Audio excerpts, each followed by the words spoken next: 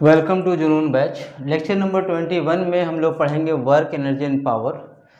इसका ये पार्ट 1 है। इसके बाद पार्ट 2 में भी वर्क एनर्जी एंड पावर ही चलेगा। अब देखिए, वर्क का डेफिनेशन हम लोग समझते हैं। वर्क का डेफिनेशन में क्या होता है, ये एनसीईआरटी में इस तरह से लिखी हुई है। It is the transfer of mechanical energy. देखिए, मैकेनिकल एनर्जी के ट्रांसफ़र को हम लोग बोलते हैं वर्क का होना। अगर ये डेफिनेशन आपको नहीं आता है तो एनसीईआरटी के बहुत सारे क्वेश्चंस आप नहीं कर पाएंगे।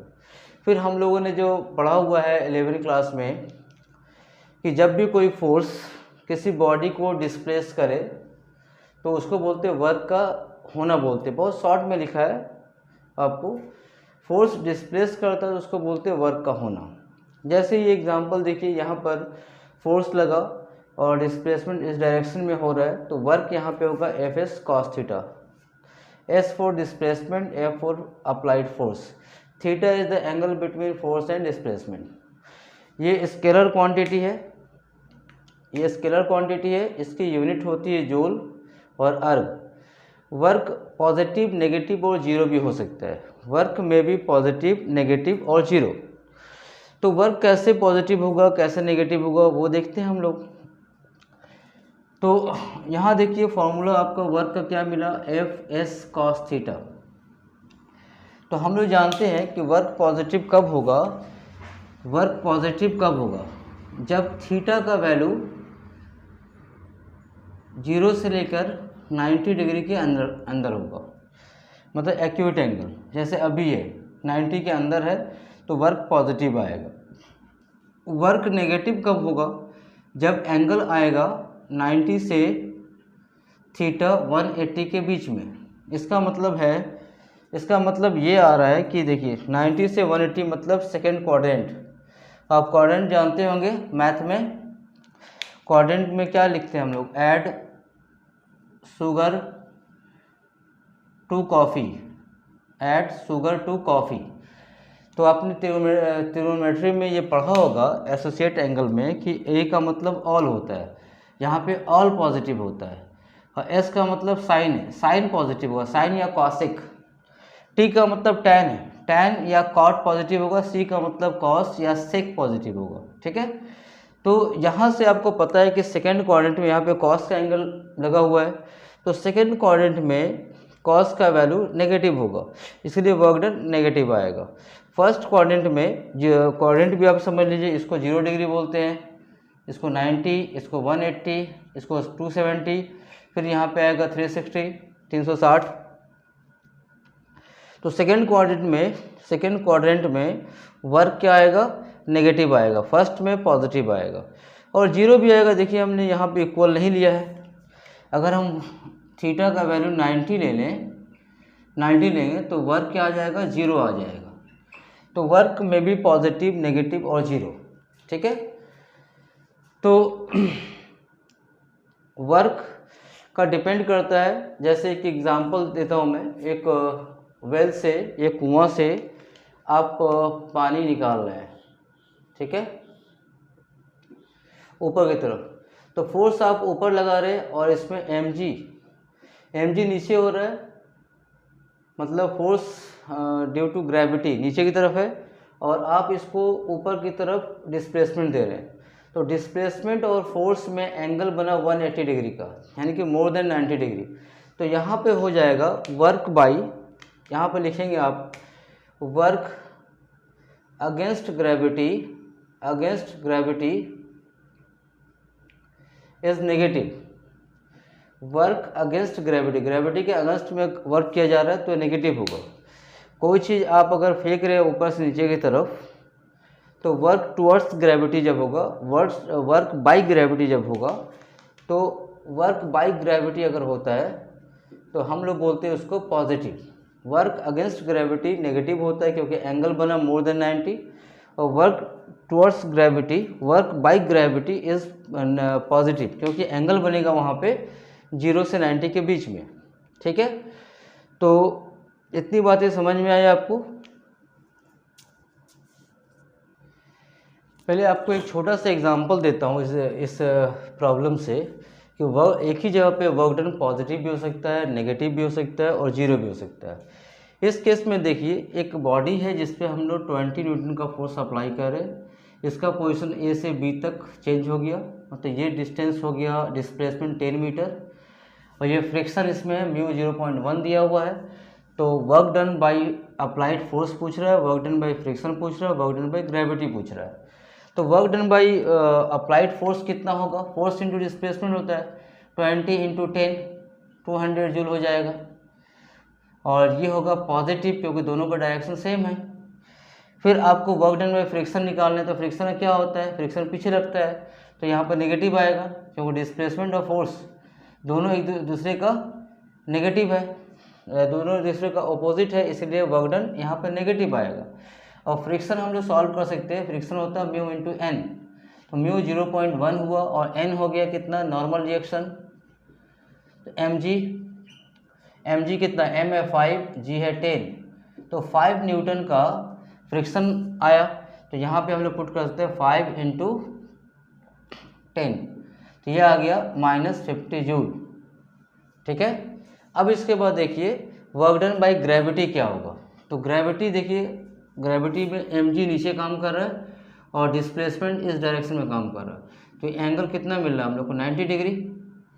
तो अगर हम लोग एफ एस कॉस थीटा करते हैं तो एफ एस कॉस 90, तो कॉस 90 होता है 0, तो वर्क डन बाय ग्रेविटी 0 मिला। यानी कि एक ही एग्जांपल में हम लोग देखते हैं work done by applied force 200 joule है, प्लस है, फिर इसके बाद फ्रिक्शन का है माइनस है क्योंकि डायरेक्शन अपोजिट है डिस्प्लेसमेंट का और फ्रिक्शन का, और यहाँ पे वर्क डन बाय ग्रेविटी 0 आ रहा है। तो एक ही एग्जांपल में आप देख रहे हैं पॉजिटिव नेगेटिव 0 आ रहा है। फिर इसके बाद हम लोग पढ़ेंगे सेपरेटली पढ़ेंगे work done by constant force, work done by variable force. जब कांस्टेंट फोर्स पढ़ेंगे तो इसमें बहुत सारे एग्जांपल्स आएंगे, उसको हम लोग सॉल्व करेंगे। ठीक है, तो अब हम लोग पढ़ते हैं work done by constant force. Work done में बहुत सारे टाइप के क्वेश्चंस आते हैं। सबसे पहले हम लोग करेंगे work done by constant force, इससे काफ़ी सारे एग्जांपल्स है, तो एग्जांपल से मैं आपको क्लियर करेंगे, बहुत सारे एग्जांपल्स है। ये एग्जांपल नंबर 1 है, ये टॉपिक नंबर 1 है, ये टॉपिक 1 कर दीजिए, work done by constant force, बाद में आएगा वेरिएबल फोर्स और भी बहुत सारी चीज़ें आएगी। तो पहले हम लोग पहला एग्जांपल करते हैं। ये work done by constant force का मतलब है वही एफ एस कॉस थीटा, और डिस्प्लेसमेंट तो होगा इन डायरेक्शन ऑफ फोर्स आएगा, तो इसको बोलते हैं एफ डॉट एस। ये डॉट प्रोडक्ट है, आपने वेक्टर पढ़ा होगा कि ए डॉट बी का मतलब होता है, ए डॉट बी का इसका मतलब होता है ए बी कॉस थीटा। ये स्केलर प्रोडक्ट होता है या डॉट प्रोडक्ट बोलते हैं, तो यहाँ से वर्क स्केलर क्वांटिटी निकलता है। तो यहाँ पे एक क्वेश्चन दिया गया है कि फोर्स इतना आपको पता है, ये फोर्स किसी बॉडी पर लगा, तो उसमें जैसे मैं यहाँ दिखाता हूँ,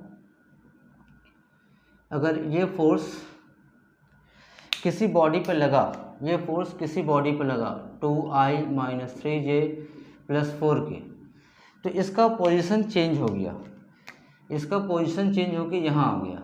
ठीक है, ए से बी पर आ गया, तो हम लोग ये ए को बोलते हैं r1 लिखा हुआ है, r1 मतलब पोजीशन वेक्टर का टर्म में दिया रहेगा, तो आपने वेक्टर पढ़ा हुआ है इसलिए पोजीशन वेक्टर आपको पता होगा। ये a1 से r2 पे चला आया, 3i - j - k, ये पोजीशन वेक्टर आप वेक्टर में ज़रूर सीखे होंगे। तो यहाँ इस क्वेश्चन को कैसे बनाएं, ये सिंपली स्केलर प्रोडक्ट का क्वेश्चन है।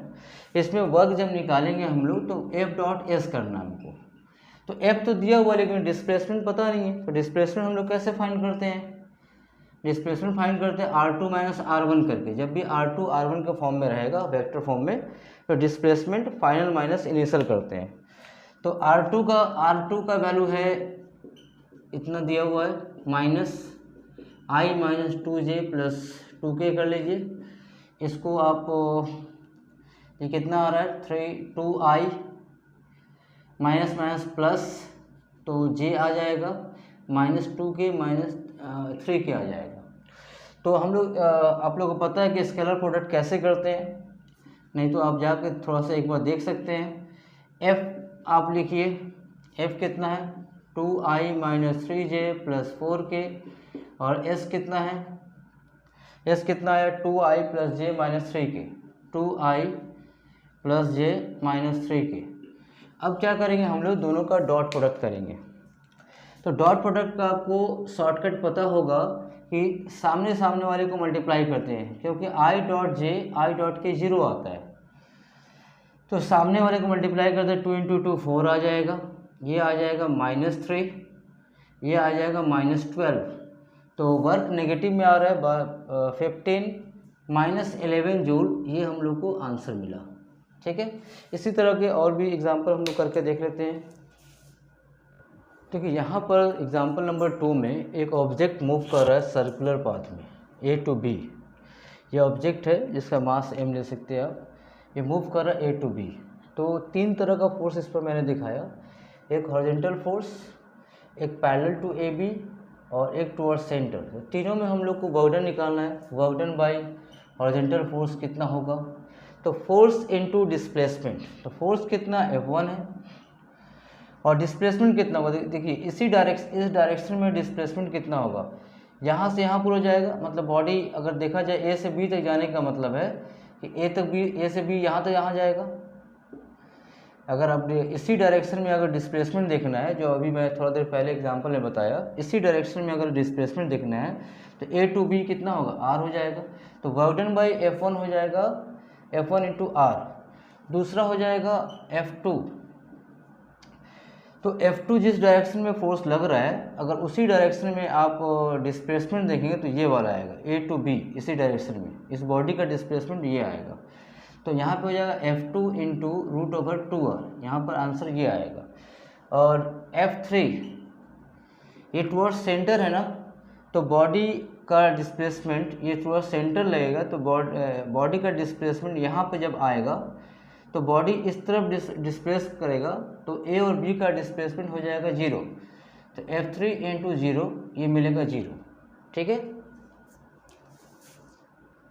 देखिए इस क्वेश्चन में बोला जा रहा है work done by gravitation and normal reaction.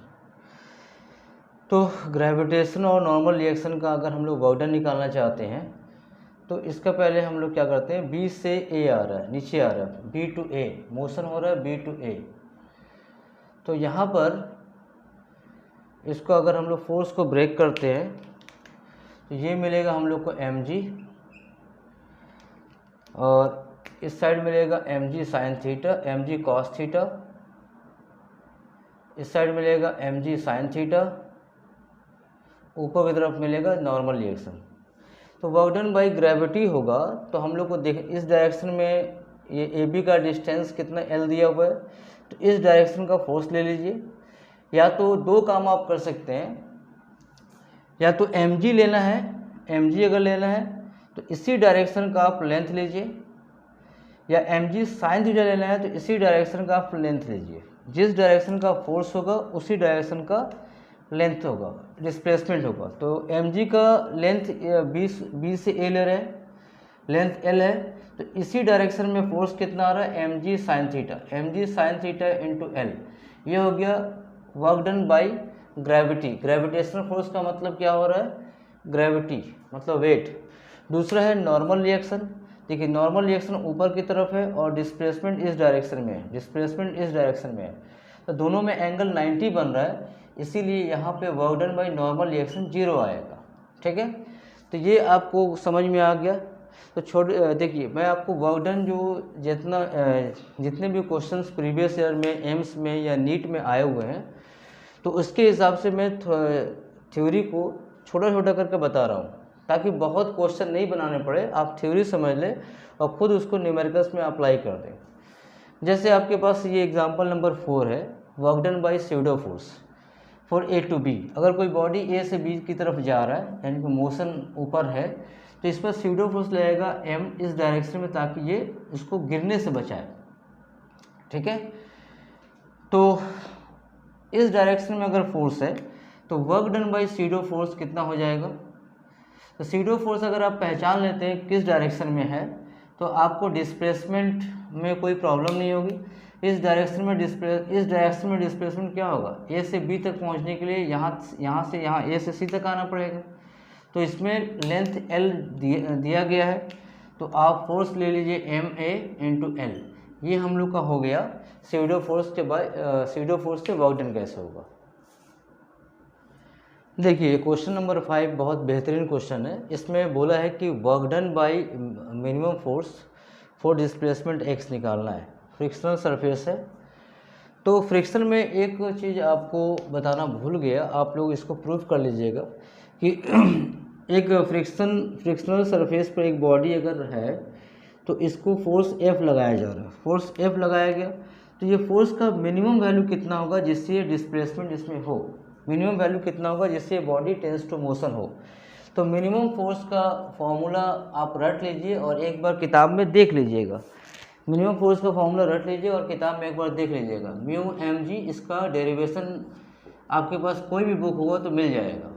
ये है, देखिए ये फॉर्मूला है, फॉर्मूला रट ही लीजिए, डिराइव तो कर लीजिएगा, फॉर्मूला को रट भी लीजिएगा, इसलिए कि आगे आने वाले बहुत सारे इसके ऊपर बहुत सारे क्वेश्चंस पूछे जा चुके हैं। फिर से क्वेश्चन समझिए क्या है कि एक बॉडी किसी फ्रिक्शनल सरफेस पर लाई कर रहा है जिसमें म्यू दिया गया है, तो इस एंगल पर एक फोर्स लग रहा है, तो मिनिमम फोर्स कितना होगा जिससे बॉडी टेंस टू मोशन हो जाए, यानी कि मिनिमम फोर्स है। तो इसी से पूछा जा रहा है कि मिनिमम फोर्स अगर लगता है और उसके बाद डिस्प्लेसमेंट एक्स आता है तो वर्क डन कितना होगा। ठीक है, तो वर्क डन का फॉर्मूला यहाँ पे हम लोग लिखेंगे, वर्क डन का फॉर्मूला लिखेंगे एफ एस कॉस थीटा। तो यहाँ पे एफ मिनिमम आएगा, तो एफ मिनिमम तो हम लोग ये फॉर्मूला की तरह रट लीजिए या आप इसको सॉल्व कर लीजिए, आपके किसी बुक में आप सॉल्व कीजिए तो मिल जाएगा। ठीक है, तो इसको मुझे इधर सॉल्व करना पड़ेगा। एफ मिनिमम है तो mu M G by 1 plus mu square, फिर एस है डिस्प्लेसमेंट, तो एक्स बोला जा चुका है, तो एक्स है, फिर कॉस थीटा निकालना होगा। तो मैं देखिए यहाँ पे पहले से आपके लिए निकाल कर रख दिया। यहाँ पर देखिए ये भी कॉन्सेप्ट आया कैसे, एंगल ऑफ रिपोज से, आपने फ्रिक्शन में पढ़ा होगा एंगल ऑफ रिपोज का वैल्यू आता है tan इनवर्स म्यू। तो थीटा भी फाई और थीटा बराबर होता है, इसको भी मैं प्रूफ किया था।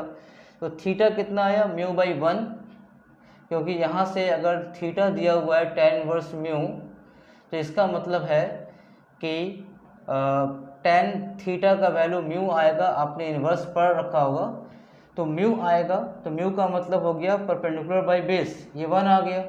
तो यहाँ से हम लोग हाइपोटेन्यूज निकाल लेंगे √1 प्लस म्यू स्क्वायर। तो कॉस थीटा कितना आएगा, कॉस थीटा आएगा बेस बाई हाइपोटेन्यूज आ जाएगा, यानी कि 1/1 प्लस म्यू स्क्वायर √। ठीक है, यहाँ भी आपका √, है, तो ये आंसर हमको मिलेगा, वर्क डन का आंसर मिलेगा mu M G X by 1 plus mu square. ठीक है, ये दिखने में काफ़ी छोटा लग रहा है लेकिन बहुत सारे कॉन्सेप्ट थे इसमें, तो इसीलिए मैं यहाँ पे इसको करा दिया। ठीक है, अब आप देखिए क्वेश्चन नंबर 6। क्वेश्चन नंबर 6 में ये एम्स में क्वेश्चन आया था, किस ईयर में था वो याद नहीं, ये एम्स में आया था कि एक स्फेरिकल बॉल दिया हुआ है, इस पर पोजीशन ए पर एक मास रखी गई है, इसको हॉरिजॉन्टल डायरेक्शन में एक फोर्स लग रहा है एफ, उससे क्या हो रहा है कि ये बॉडी का पोजीशन चेंज हो गया, ए टू बी तक चला गया, ए से बी चला गया। ठीक है, ए से बी तक चला गया, तो पूछा जा रहा है कि ये फोर्स ने कितना वर्क डन किया। तो बार बार मैं सिखा रहा हूँ, इस पर ध्यान दे रहा हूँ, इस पर ध्यान दीजिएगा। जिस डायरेक्शन में फोर्स है, एक्स डायरेक्शन में फोर्स है अगर, तो आप एक्स डायरेक्शन का ही डिस्प्लेसमेंट फाइंड कीजिए। अगर ये बॉडी सपोज कीजिए ए से बी तक गया, ए से बी तक गया मतलब ऐसे गया ए से बी तक, वहाँ का देखिए ये लाइन अगर मिला दें हम लोग तो ऐसे होगा, ए से बी तक गया, तो एक्स डायरेक्शन का इसका कितना रहेगा, एक्स डायरेक्शन में ये होगा और वाई डायरेक्शन में आपका वैल्यू ये आएगा, ये वाई डायरेक्शन का आया, ये एक्स डायरेक्शन का आया। ये वाई डायरेक्शन का डिस्प्लेसमेंट आएगा, ये एक्स डायरेक्शन का डिस्प्लेसमेंट आएगा। हम लोग को फोर्स किसका दिया गया, फोर्स दिया गया एक्स डायरेक्शन का, इसीलिए आप इसमें, ये बहुत टफ क्वेश्चन नहीं है लेकिन डायरेक्शन आपको पता होना चाहिए। आपको देखना पड़ेगा किस डायरेक्शन का फोर्स है, उसी डायरेक्शन का आप डिस्प्लेसमेंट देखिए। तो एक्स डायरेक्शन में कितना डिस्प्लेसमेंट हो रहा है, तो हम लोग यहाँ से सॉल्व कर सकते हैं। देखिए एंगल थीटा दिया हुआ है, तो ये आर दी गई है इस ट्राइंगल में, देखिए। तो यहाँ पे अगर आप साइन थीटा इस्तेमाल करते हैं तो क्या आएगा, परपेंडिकुलर बाई हाइपोटेन्यूज आएगा। ठीक है, तो यहाँ से ये मिल जाएगा हम लोग को, ये आर, एक्चुअली ये आर ये होगा, सॉरी आर तो यहाँ से लेके यहाँ तक होगा, यहाँ का आर ये दिया हुआ है। तो ये वाला डिस्टेंस अगर इसको हम ट्रायंगल को बाहर निकाल लें, सही से समझिएगा, ये एंगल थीटा है, ये आर है, ये हम लोग को निकालना है, ये एक्स डायरेक्शन का डिस्प्लेसमेंट है, ये वाई डायरेक्शन का है। तो हमको एक्स डायरेक्शन चाहिए, ये वाई का नहीं है, वाई का यहाँ से यहाँ होगा। तो एक्स डायरेक्शन में ये जितना डिस्टेंस आएगा वही डिस्टेंस ये भी आएगा, यहाँ पर ऊपर में जो निकलेगा ये वाला डिस्टेंस वही हम लोग का निकलेगा नीचे में, यहाँ जो दिख रहा है। तो ये कैसे निकालेंगे, देखिए साइन थीटा का अगर इस्तेमाल करते हैं हम लोग, तो ये वाला आ जाएगा x by perpendicular by hypotenuse आ जाएगा, तो एक्स हो जाएगा आर साइन थीटा। तो हम लोग आसानी से यहाँ पे आर साइन थीटा पुट कर देंगे और हमारा आंसर आ जाएगा। तो यहाँ पे क्या था, सिर्फ कॉन्सेप्ट सीखना था। तो आपको ऑप्शंस में आर कॉस थीटा भी आएगा, तो आर कॉस थीटा क्या हो जाएगा, ये वाला हो जाएगा। तो ये आपको नहीं निकालना है, नहीं ये नहीं होगा, आर माइनस, ये अगर डिस्प्लेसमेंट चाहिए, अगर वाई डायरेक्शन का चाहिए तो ये पूरा आर है, ये आर कॉस थीटा है, तो R minus R cos theta हो जाएगा। तो इसके भी ज़रूरत नहीं है, इसीलिए इस पर हम लोग अभी डिस्कशन नहीं करेंगे। ये सिमिलर टू, अगर आप पेंडुलम का क्वेश्चन मैं नहीं बताऊंगा, आप किताब में देख लीजिएगा, पेंडुलम में भी ऐसा ही होता है, वर्क डन निकालना रहता है, तो उसमें हम लोग को ये डिस्प्लेसमेंट चाहिए होता है, ठीक है, वाई डायरेक्शन का। तो वाई डायरेक्शन का डिस्प्लेसमेंट हो जाएगा वहाँ पे R minus R cos theta. इस क्वेश्चन के हिसाब से क्योंकि फोर्स ऐसे लग रहा है, इस डायरेक्शन में लग रहा है, तो इसी डायरेक्शन का हमको डिस्प्लेसमेंट चाहिए। अगर आप वर्क डन बाई पेंडुलम में देखेंगे तो उसमें डायरेक्शन वाई डायरेक्शन का होगा, तो वाई डायरेक्शन का डिस्प्लेसमेंट अगर चाहिए होगा तो ये आप यूज कर सकते हैं। तो पेंडुलम का मैं क्वेश्चन नहीं बताऊंगा, आप देख लीजिए किताब में, आपको समझ में आ जाएगा, ठीक है। यहाँ पर फोर्स इस डायरेक्शन में दिया हुआ है, इसीलिए हम लोग को डिस्प्लेसमेंट इसी डायरेक्शन का चाहिए। तो I hope you understand. Work done आप लोग एरिया अंडर कर्व से निकाल सकते हैं, work done by area under curve से भी निकाल सकते हैं, एरिया अंडर कर्व। अभी मैंने कांस्टेंट फोर्स का बताया, फिर वर्क डन बाय एरिया से भी निकालेंगे, ग्राफ से। Work done by graph actually होता है, तो उसमें हम लोग एरिया अंडर कर्व से निकालेंगे। फिर हम लोग work done by variable force पढ़ेंगे। तो मैं पूरे फिजिक्स में आपको बता चुका है, कहीं भी अगर जैसे यहाँ पे फोर्स और डिस्प्लेसमेंट को मल्टीप्लाई करने से वर्क आ रहा है, तो फोर्स और डिस्प्लेसमेंट का जो भी ग्राफ आएगा उसमें एरिया निकालने से वर्क मिल जाएगा। इससे पहले आपने देखा इम्पल्स में फोर्स इंटू टाइम, उससे पहले देखा एस वी इंटू टी।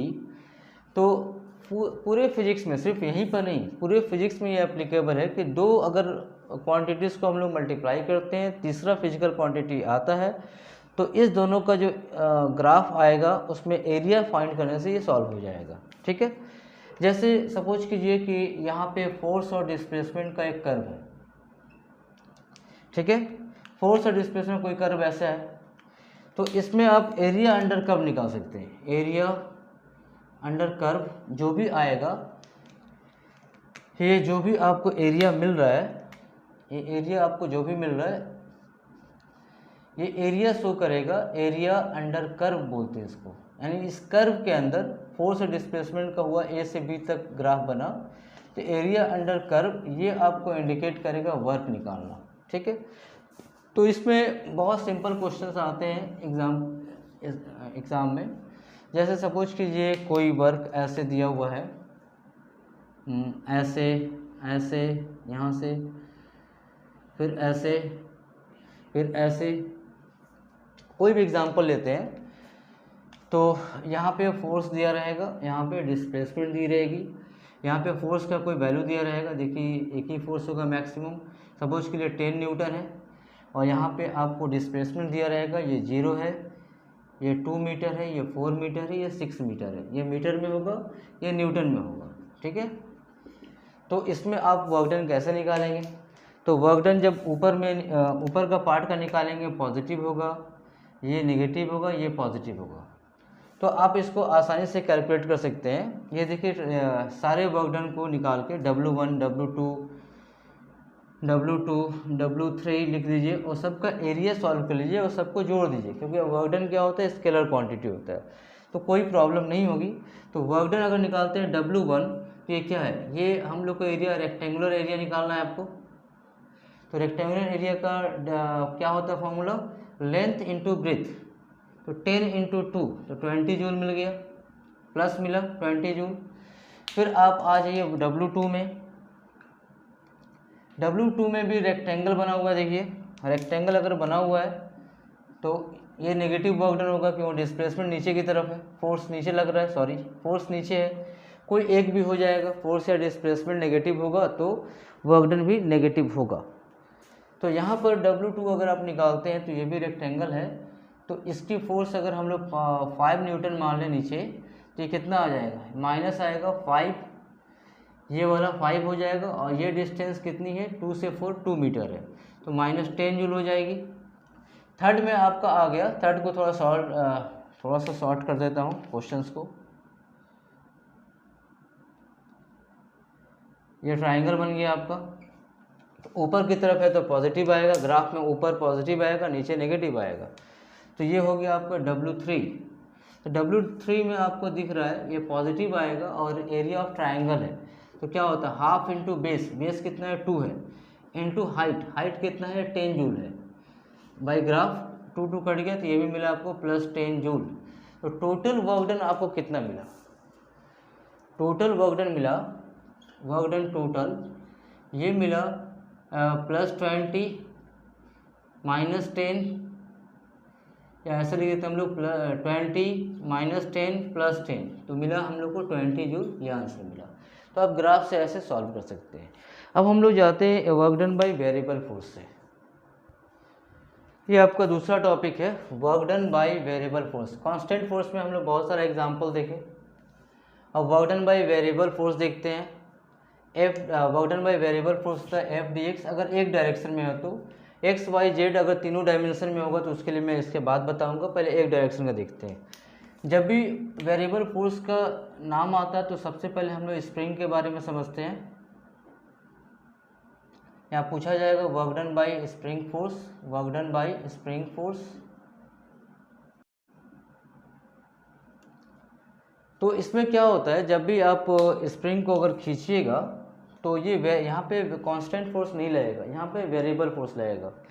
तो जब स्प्रिंग को आप खींचते हैं तो जैसे मान लो स्प्रिंग, इसको हम लोग खींचते हैं तो यहाँ पे वेरिएबल फोर्स आएगा, यहाँ पर कांस्टेंट फोर्स नहीं आएगा। कैसे, जब हमने फोर्स स्टार्ट किया, अभी फोर्स 0 है, इसको खींचने के लिए जब स्टार्ट किया तो अभी फोर्स 0 है, अब धीरे धीरे क्या होगा, फोर्स F हम लोग धीरे धीरे बढ़ाना पड़ता है। क्यों बढ़ाना पड़ता है, देखिए 0 से F कांस्टेंट फोर्स नहीं होगा, यहाँ वेरिएबल होगा। स्प्रिंग में हमेशा वेरिएबल फोर्स होता है। जब हम लोग खींचते हैं स्प्रिंग को तो एक फोर्स हमको लगता है खींचने के लिए, और एक फोर्स जो स्प्रिंग पीछे आती है, स्प्रिंग पीछे आती है ना, इसमें रीस्टोरिंग फोर्स लगता है। आपने हुक्स लॉ इलास्टिसिटी पढ़ रखा है, तो स्प्रिंग फोर्स एक पीछे की तरफ आती है, तो एक तो उसको मेंटेन करना है कि पीछे की तरफ जो आ रही है वो फोर्स लगाना पड़ेगा उसको बैलेंस करने के लिए, और दूसरा आपको उसको खींचना है।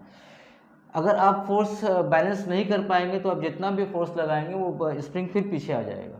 तो स्प्रिंग को अगर डिस्प्लेसमेंट देना है, एलोंगेट करना, सपोज कि हमने स्प्रिंग को एलोंगेट किया x डिस्टेंस, अगर स्प्रिंग को एलोंगेट करना है, उसको खींचना है, तो आपको फोर्स हमेशा बढ़ाना पड़ेगा। एक फोर्स तो आपको जितना फोर्स, एक फोर्स तो रिस्टोरिंग फोर्स को बैलेंस करने के लिए कि वापस ना चला जाए, और एक फोर्स और उससे ज़्यादा लगाना पड़ेगा उसको खींचने के लिए। इसीलिए स्प्रिंग में हमेशा आता है वेरिएबल फोर्स। तो वर्क डन एक ही डायरेक्शन में तो F/dx कर सकते हैं। तो स्प्रिंग फोर्स कितना होता है आपको जानते हैं हुक्स लॉ से, इलास्टिसिटी आपने पढ़ रखा है हुक्स लॉ। हुक्स लॉ में आपको पता है F इक्वल टू क्या होता है, -kx। अगर हम लोग जस्ट वर्क डन निकालते हैं, मैग्नीट्यूड लेते हैं इसका, सिर्फ मैग्नीट्यूड लेंगे तो ये kx लिखेंगे, ठीक है। k यहाँ पे क्या है, स्प्रिंग कांस्टेंट है। तो यहाँ पे क्या आएगा, F/dx, फॉर्मूला देखिए F/dx है, तो इसको लिख सकते हैं हम लोग kx इंटू dx। तो x/dx का इंटीग्रेशन हो जाएगा, आपने पढ़ा हुआ है integration, x to the power n का इंटीग्रेशन होता है n + 1/n। n+1। तो इसका इंटीग्रेशन आएगा k into x square by 2। तो यही हमारा फॉर्मूला हो जाएगा work done by spring force half के एक्स स्क्वायर। ठीक है, यह फॉर्मूला है। इस तरह से आप इसको ड्राइव कर सकते हैं। इसका दूसरा भी तरीका ड्राइव करने का, आप हम लोग इस इंटीग्रेशन क्यों कर रहे हैं, एवरेज निकालने के लिए। तो एवरेज निकाल सकते हैं एफ एवरेज इंटू एक्स। इस तरह से भी आप सॉल्व कर सकते हैं एफ एवरेज इंटू एक्स। तो एवरेज कितना होगा 0 प्लस एफ बाई 2। स्टार्ट में 0 था, बाद में एफ आया, 0 प्लस एफ बाई 2। ये मैं आपको सेकंड मेथड इसका बता रहा हूँ, आप कोई भी इस्तेमाल कर सकते हैं, कोई प्रॉब्लम नहीं है। और f का वैल्यू कितना है kx है, तो यहाँ kx पुट कर दीजिए, तो क्या मिलेगा आपको हाफ kx स्क्वायर। तो स्प्रिंग का इस तरह से भी निकाल सकते हैं, ये भी एक तरीका है, शॉर्ट तरीका, या आप इंटीग्रेशन से निकालिए। ठीक है, तो work done by variable force बोलने का मतलब है वर्क डन, बहुत सारे फोर्सेस आएंगे, लेकिन एक स्प्रिंग का भी जो एग्जांपल है work done by variable force का है। देखिए ये फॉर्मूला एक्चुअल है, यहाँ पे तीनों डायमेंशन एक्स वाई जेड तीनों के लिए दिया गया है।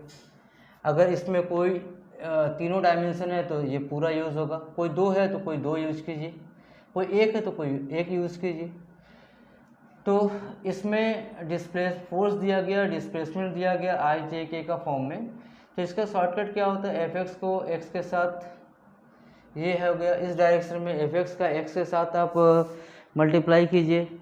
इसको बेटर होगा कि हम लोग लिखें यहाँ पे डी एक्स डी वाई और डी जेड। ठीक है, तब ये फॉर्मूला मिलेगा, आप इसको मल्टीप्लाई कीजिए, एफ एक्स डी एक्स आएगा। तो शॉर्टकट यही है कि आप इस तरह से इसको यूज़ कीजिए। अब इसको यूज़ करके एक आपको न्यूमेरिकल सॉल्व कराता हूँ, जिससे आपको आइडिया बनेगा कैसे ये सॉल्व होगा। यहाँ देखिए क्वेश्चन देख के ही समझ में आ रहा है कि जब भी फोर्स के साथ वेरिएबल एक्स वाई जेड सब लगे रहेंगे, इसका मतलब है एफ क्या हो जाएगा, वेरिएबल फोर्स हो जाएगा।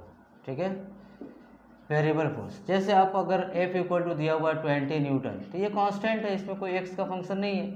अगर F दिया रहेगा 20x न्यूटन, तो इसका मतलब ये वेरिएबल है, इसका मतलब ये वेरिएबल है, मतलब डिस्प्लेसमेंट के साथ फोर्स का वैल्यू बदल रहा है। इसमें x का कोई भी वैल्यू नहीं है, इसका मतलब ये कांस्टेंट है। तो इसमें ये वेरिएबल फोर्स लगा, तो इसका डिस्प्लेसमेंट हुआ r1 से r2। तो इसको कैसे बनाए हम लोग, तो वर्क डन आप लोग निकालेंगे ऐसे, एफ एक्स डी एक्स, अभी फॉर्मूला लिखा F Y D Y plus F Z D Z. इसमें आप बोलेंगे इसका वैल्यू यहाँ पे x1 होगा, x2 होगा, y1 होगा, y2 होगा, z1 होगा, z2 होगा।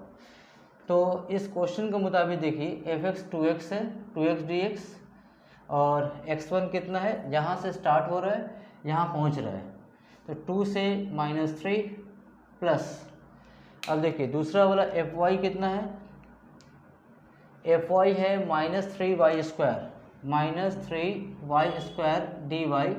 इसमें कहाँ से कहाँ स्टार्ट हो रहा है, देखिए इसमें स्टार्ट हो रहा है 3 से -3 से -2 तक, तो -3 से -2 आप लिख दीजिए। फिर प्लस आएगा, थर्ड वाला 4z है, 4z dz, इसमें वैल्यू आएगा z वाला देखिए 2 से स्टार्ट हुआ, 4 तक गया, तो 2 से 4 तक। अब इसको आप क्या कीजिए, सॉल्व कर लीजिए, सॉल्व करके देख लीजिए, सॉल्व करने में प्रॉब्लम नहीं है, मैंने ये थ्योरी सीखना था। ठीक है, ये आज का लेक्चर का लास्ट क्वेश्चन है, लेकिन बहुत ही अच्छा क्वेश्चन है। इसमें देखिए यहाँ पे थोड़ा सा मैथ के कुछ चीज़ें सिखाऊंगा, फिर आप बना पाएंगे इसको। यहाँ पे f दिया हुआ वाई आई प्लस एक्स जे, और यहाँ पे r दिया हुआ है 2y, मतलब यहाँ पे x है, यहाँ पे x है और यहाँ पे y है, दोनों अलग अलग है। तो इसको कैसे सॉल्व करेंगे, जब हम लोग वर्क डन निकालेंगे, तो वर्क डन निकालने के लिए तो हम लोग को इसको ऐसे लिखना पड़ेगा, y डी एक्स, हमें लिखना पड़ेगा y डी एक्स। ठीक है, और y डी एक्स में कितना जाएगा, वर्क डन अगर निकालते हैं हम लोग, प्लस x डी वाई, दोनों का अलग अलग, दूसरे का x आ गया। अगर y डी वाई होता तो इंटीग्रेट करना आसान था, यहाँ पे अगर x डी एक्स होता तो इंटीग्रेट करना आसान था, लेकिन वहाँ तो y डी एक्स है। अब देखिए यहाँ पर ये dx से वैल्यू कहाँ से कहाँ चेंज कर रहा है, तो dx का वैल्यू चेंज कर रहा है, ये dx का चेंज बताता है तो dx का वैल्यू चेंज कर रहा है 2 से 4 और dy चेंज कर रहा है -3 से 2 चेंज कर रहा है। तो इसको अब सॉल्व कैसे करें? अब यहाँ इतना थ्योरी सीखने के बाद भी हम लोग यहाँ पे सॉल्व करना फंस जाएंगे। तो सॉल्व कैसे करें? तो 2-3 बातें मैं इंटीग्रेशन का आपको बताता हूँ, मैथमेटिक्स का, उसको आप सीख लीजिए। मैथमेटिक्स कैलकुलेशन मतलब डिफरेंशियल इक्वेशन या इंटीग्रेशन की बात बताता हूँ। dx का इंटीग्रेशन x होगा, ये आपको पता है। तो इसी तरह अगर dxy अगर आता है तो इसका इंटीग्रेशन भी xy आएगा, ठीक है।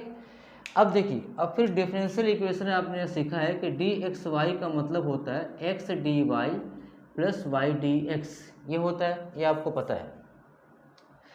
तो इस तीनों चीज़ों का अगर हम यूज़ करें तो ये क्वेश्चन थोड़ा आसान हो जाएगा।